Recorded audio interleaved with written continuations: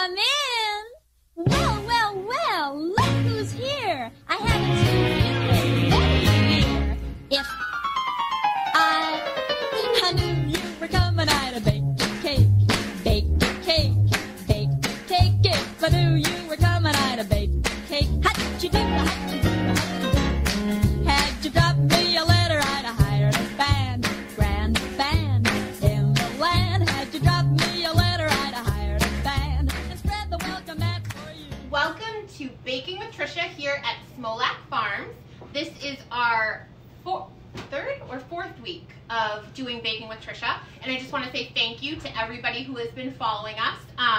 And if this is your first time watching, every week we have a different kit that you can buy in our farm stand or online at www.smolakfarms.com, and then you can tune into our YouTube channel or Instagram and watch our show every week.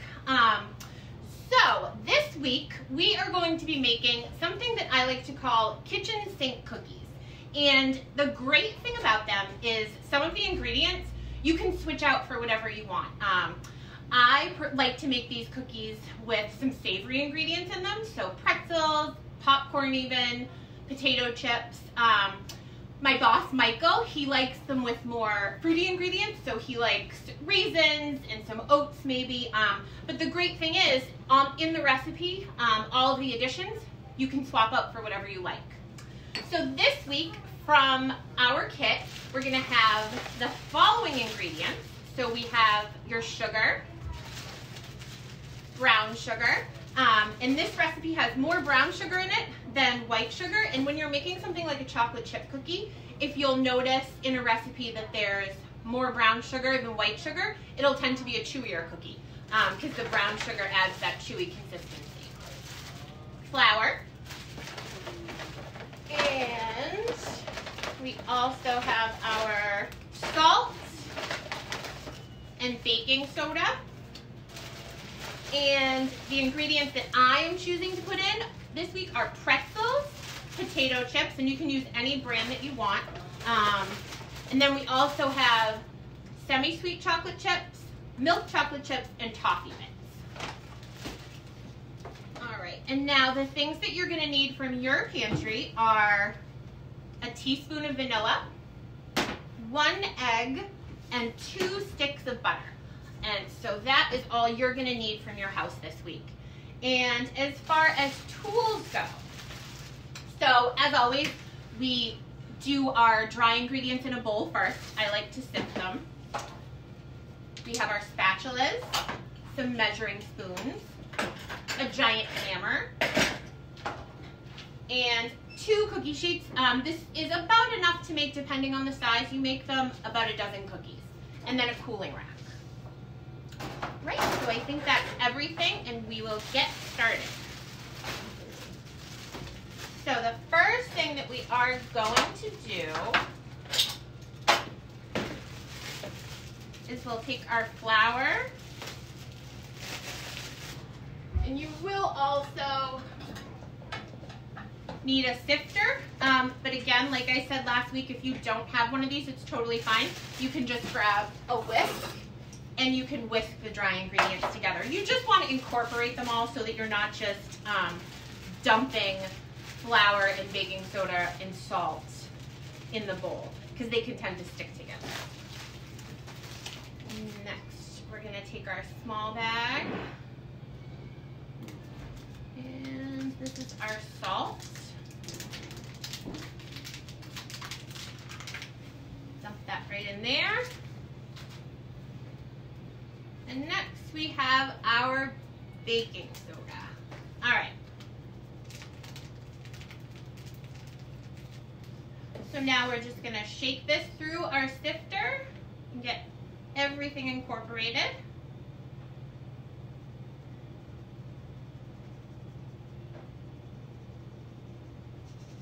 There we go. And we'll put that aside.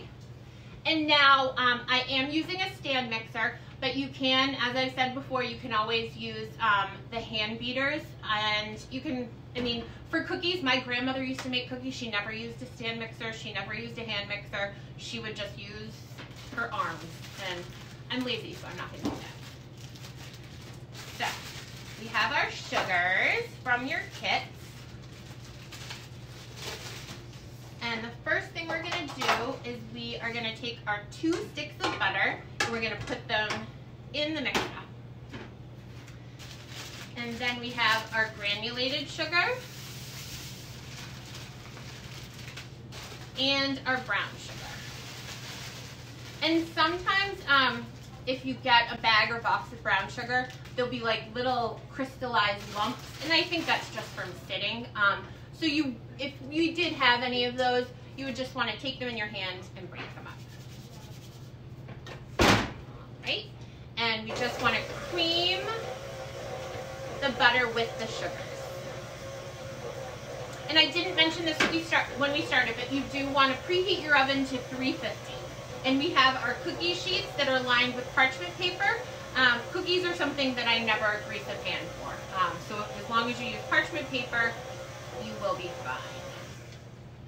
And as always, we want to scrape the bowl because you don't want any butter or sugar getting stuck at the bottom.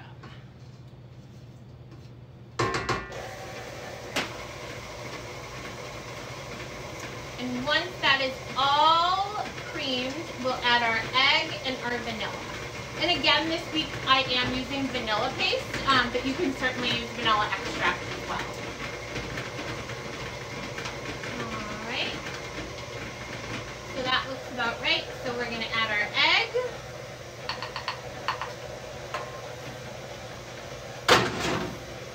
And our vanilla.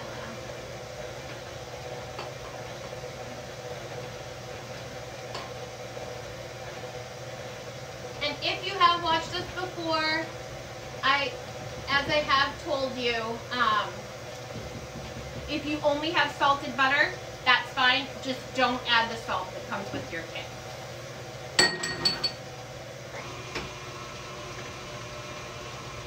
Now we just want to incorporate the egg, and we'll give it another stir from the bottom. And when you're making this dough, you'll notice that it's really dry. And it can be a little bit hard to mix. That's why having a stand mixer or even the hand mixer makes it a heck of a lot easier. So now we're going to take our dry ingredients.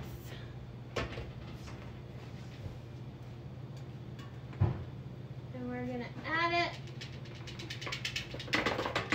to our creamed butter mixture. And you do, whenever you add a dry ingredient, you want to be really mindful when you turn on the mixer because you don't want it all to fly out. So I just zhuzh it a little. And so, like I said, it's going to be super dry, but once it all gets incorporated, you'll just throw the mixer on medium for a second and just get all of it to kind of stick together.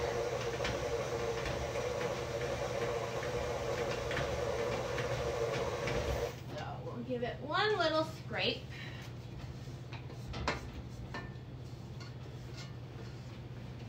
And then we'll put it on medium and give it one quick mix. All right. And so at this point, anything else that you add is just going to be at your whimsy. So as I said, I'm a big fan of savory and sweet. So along with our chocolate chips and toffee bits, I also have potato chips and pretzels. And if you like peanut butter, you can add peanut butter chips. You can get crazy with this. Add whatever you want. And so in your kit, you are going to be getting potato chips and pretzels, and you need to crush them up. So what I like to do that is you take your pretzels and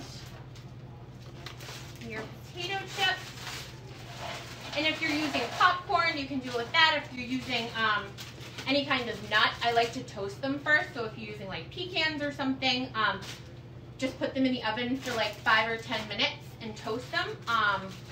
and you can also crush them this way. So this is where our giant hammer comes in. So what I like to do is I put a cookie sheet on top of our potato chips and pretzels, and before I start hitting this, I like to think of things that I hate.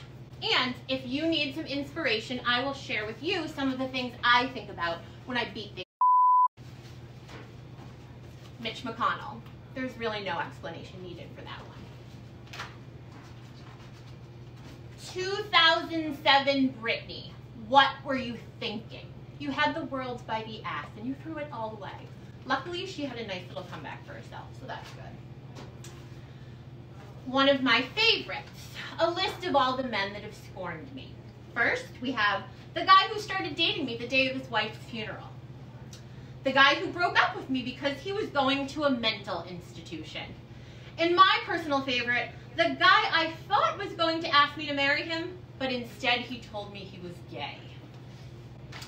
But we're not going to use any of those this week as inspiration. Instead, we are going to use the person who has scorned me more than anybody else.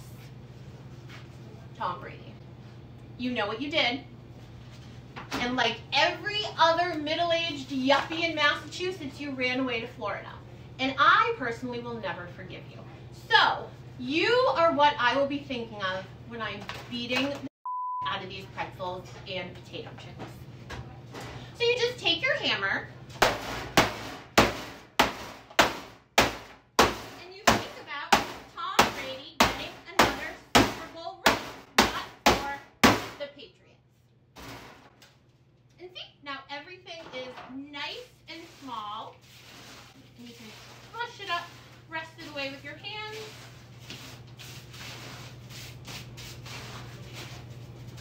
Perfect. And so now we're going to add all of our chips. And like I said, in this week's kit, you have semi-sweet chocolate chips, milk chocolate chips, and toffee mix. So we'll add those. And I like to add these first, mix them up, and then add our pretzels and potato chips. And again, at this point, if you don't like the toffee bits, you can use oats, you can use potato chip, popcorn, whatever you want. And whatever on your recipe, if it says, like a half a cup of toffee bits, and you want to substitute it with something, by all means, go ahead. All right, and now we're going to take our pretzels and potato chips, and we will add them to our bowl. And we will mix it up again.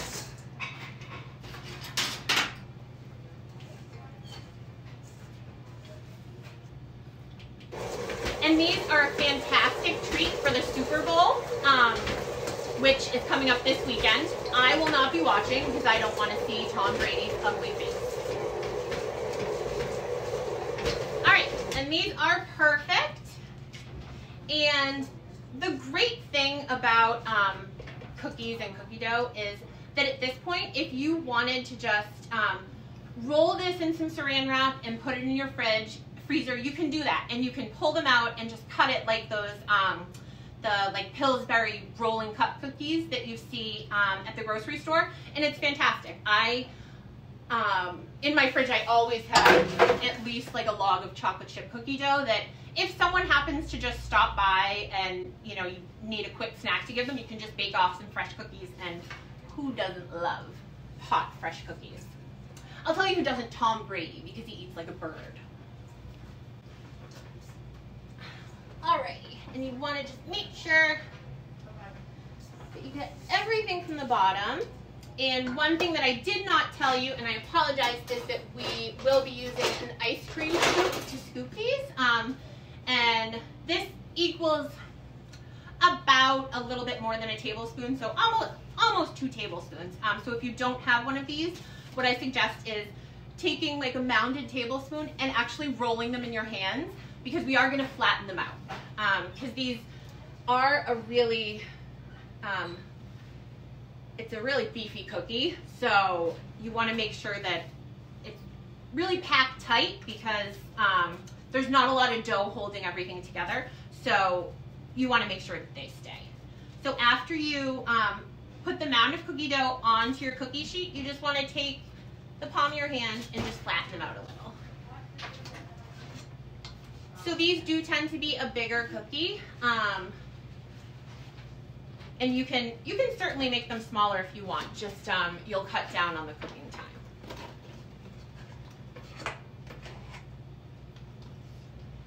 And you want to put them about 2.5 inches apart because cookies do tend to spread. A secret that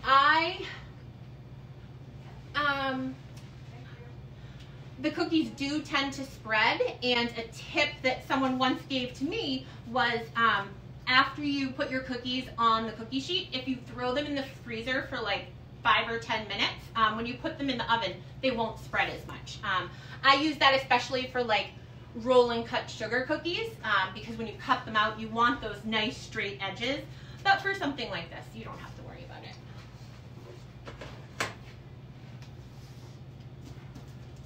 So we'll just flatten them down. And we are going to put these in our oven for about, the recipe says 13 to 16 minutes. I would say set your timer for about 6.5 to 7 minutes. Turn them, because with this cookie, what I like to do is take them out just a little bit before they're done, and I'll show you what I do after just to get them to, you know, kind of flatten out, because cookies do tend to rise up and then spread out. So when these ones rise up, I'll show you what I'm going to do, but when we take them out of the oven, you'll just bang them against the either your table or whatever to make them fall, so that they're still a little gooey in the middle, but it'll just make, trust me, it'll make them taste better. So we are going to put these in our oven for 7 minutes before we take them out to turn them. I'll just clean up a little bit. We have one of our staff joining us this week to taste our cookies. And I don't really hate Tom Brady. I mean, he's not my favorite person right now, but I feel abandoned. And I think that a lot of New Englanders do. And if he wants to come back, we're not saying we wouldn't take him, but it's going to take a lot of groveling, Tom. Right, so we have our cookies that are nice and warm from the oven. And when you take them out, you want them just golden on the outside. And then what I like to do is think about Tom Brady's face again, and I slam this scalding hot cookie sheet onto the table so that they flatten out.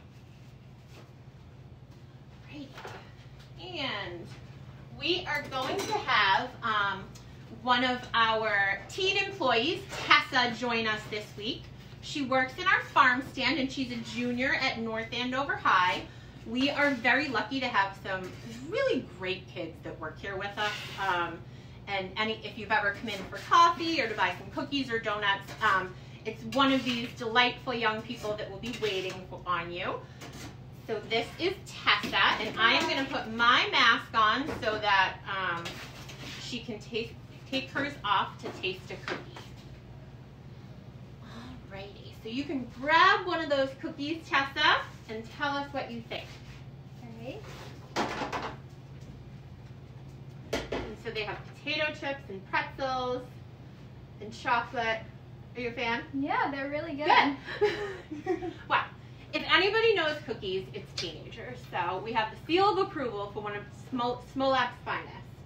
All right, enjoy your cookie. Thanks so much for coming on. Right, so I hope that you all enjoyed making these kitchen sink cookies with us this week. And I hope that you enjoyed the Super Bowl. And I hope that you will all join me in telling Tom Brady